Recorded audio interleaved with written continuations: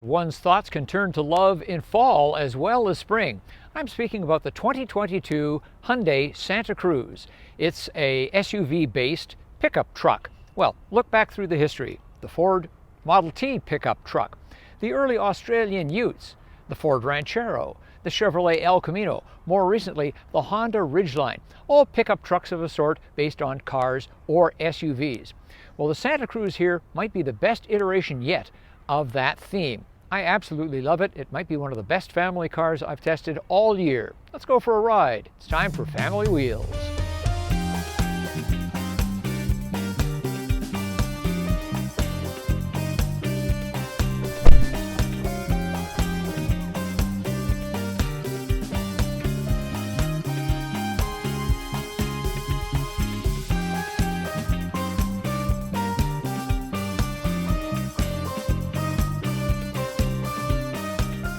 I've got a simple request. If you're watching this review, give it a like. Likes are the fuel in our tank. And we'd like to hear what you think of the Santa Cruz, so leave a comment. And subscribers, click the little bell in the upper right to be notified when a new review comes out. All of a sudden, it seems like we've got a bit of a derby for crossover, utility, pickup truck, sport, vehicle, I don't know, some kind of marketing name. And they are based on crossover platforms, and in the case here of the Hyundai Santa Cruz, it's the Tucson, popular SUV. Versatility is the name of the game with vehicles like this, and we'll get around to some of those aspects shortly, but first, our standard test. 3 bags of groceries, a backpack, and a stroller. Let's fit them in the back of the Santa Cruz.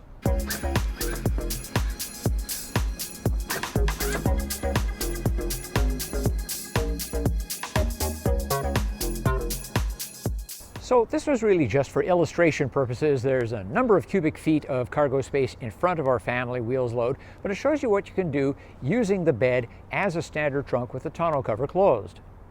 Well, now let's look at the clever bits of the Santa Cruz, specifically its tonneau cover. It's a roll shutter style. Of course, it's horizontal. You unlock it with a twist knob there, and then press this forward. Voila! You can also set the tonneau to be half open.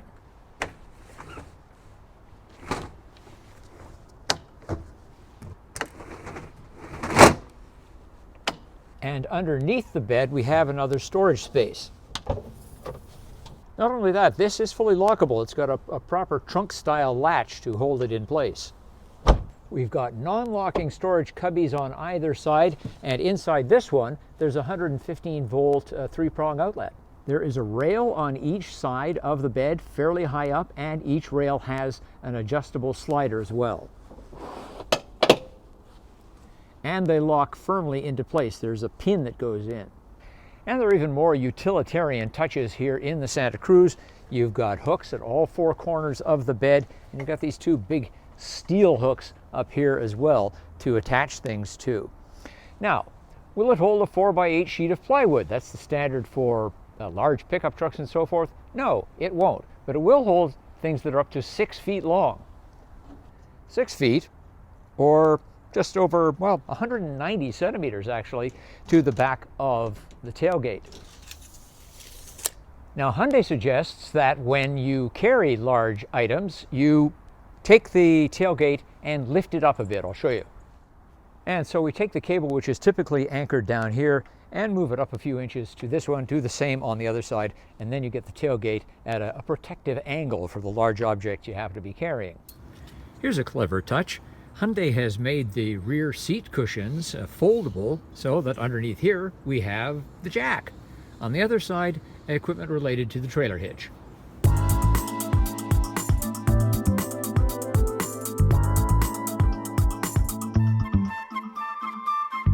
Here at Family Wheels, we use a rear-facing child seat for a reason. It's the torture test. It takes up the most space in the back seat. And unfortunately, with me in the front seat, my knees are up against the glove compartment. So, if you're going to sit in the front seat of one of these, with baby in the back in a rear-facing seat, you should be a little shorter than I am. And of course, for seats that face forward, it's not going to be any problem for space at all.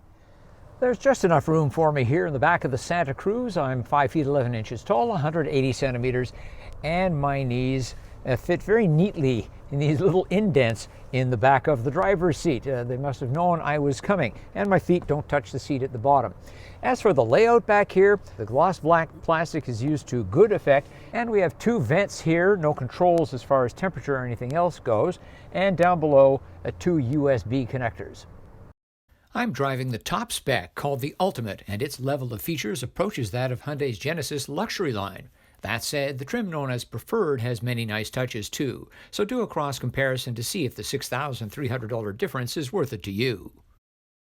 It is difficult to see on video, and particularly on our gray Vancouver rainy day that we have, but the interior is a two-tone black and green. It's a very dark green leather upholstery, very subtle. The exterior, it looks gray, it reads gray, but in fact it's gray with just a couple of drops of green in it. Very sophisticated, very appealing. Here in the interior also we have a nice cloth accent running along the dashboard and the doors, complementing the black vinyl. Very classy. Under the hood is a very successful Hyundai engine. 4-cylinder, turbocharged, 2.5 liters, used in a number of Hyundai vehicles and Genesis as well, and you get nearly 300 horsepower. Sounds beautiful as well. On top of that, it is coupled to an 8-speed dual clutch transmission.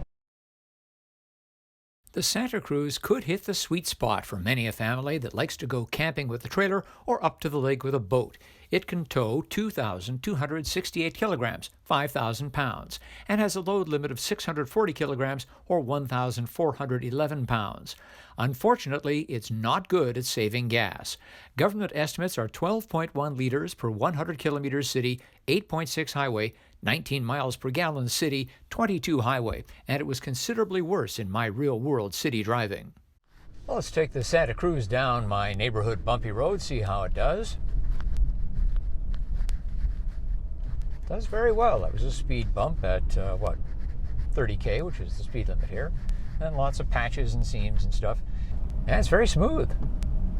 Well, I'm not taking the Santa Cruz off-road today, but I wouldn't be afraid to, at least soft-roading. It's got a whole bunch of modes down here. You can change to snow, mud, sand, and then back to regular drive, which has 3 modes: normal, sport, and what's called smart. I'm normally quite annoyed when an audio system doesn't have a physical knob to control it, but I'm going to give Hyundai half points. At least it's got the plus and minus controls for the volume close to the driver. And additionally, its steering wheel controls are simply very sensible. You go up and down on the volume here, and a nice touch that not every car has. There's a mute. One little gimmicky thing I actually like, and that is the radio display. Looks like old-time vacuum tubes. What a versatile vehicle the Hyundai Santa Cruz is. For family duties, just getting around, going on trips, the active lifestyle, off-roading, even for work. It really does do it all, and it does it in style and comfort. But what do you think?